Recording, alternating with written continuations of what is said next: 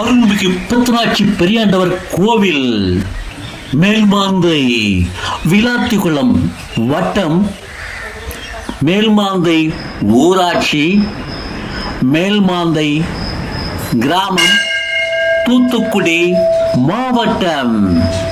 தூத்துக்குடி மாவட்டத்தில் பெத்தனாட்சி அம்மன் மற்றும் பெரியாண்டவர் வழிபாடு மிகவும் பிரபலம். வரலாற்று சிறப்புமிக்க பெத்தனாட்சி அம்மன் கோவில் தூத்துக்குடி மாவட்டத்தில் விளாத்திக்குளம் வட்டத்தில் விளாத்திக்குளம் அருகே உள்ள மேல்மாந்தை கிராமத்தில் அமைந்துள்ளது. இக்கோயில் மிகவும் புகழ்பெற்றது. இங்கு மூலவராக பெத்தனாட்சி அம்மன் அருள்பாலிக்கிறார். அவருடன் பெரியாண்டவர், செட்டியப்பர், பாலசுப்பிரமணிய சுவாமி மற்றும் விநாயகர் ஆகிய உபசன்னதிகளும் உள்ளன.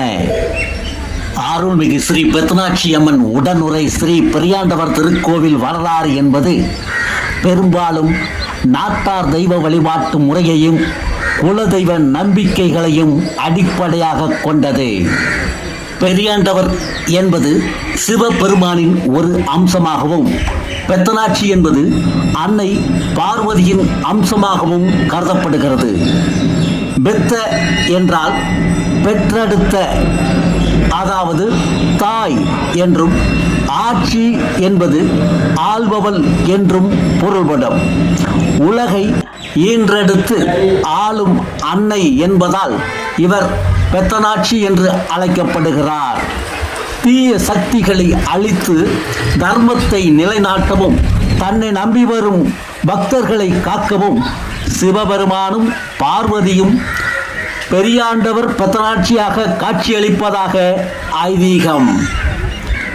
பல இடங்களில் பெரியாண்டவர் சுயம்பு மூர்த்தியாகவோ அல்லது பெரிய லிங்க வடிவிலோ காட்சியளிக்கிறார். இவருடன் வீரபத்திரர், கருப்பண்ணசாமி போன்ற காவல் தெய்வங்களும் பரிவார தெய்வங்களாக வீற்றிருப்பார்கள். பங்காளிகள் அனைவரும் ஒன்று சேர்ந்து திருவிழாக்களை நடத்துவார்கள். அசைவ மற்றும் சைவ வழிபாட்டு முறைகள் அந்தந்த ஊர் வழக்கப்படி மாறுபடும். பொதுவாக ஆடு, கோழி பலியிட்டு நேர்த்திக்கடன் செலுத்தும் வழக்கமும் சில இடங்களில் உள்ளது.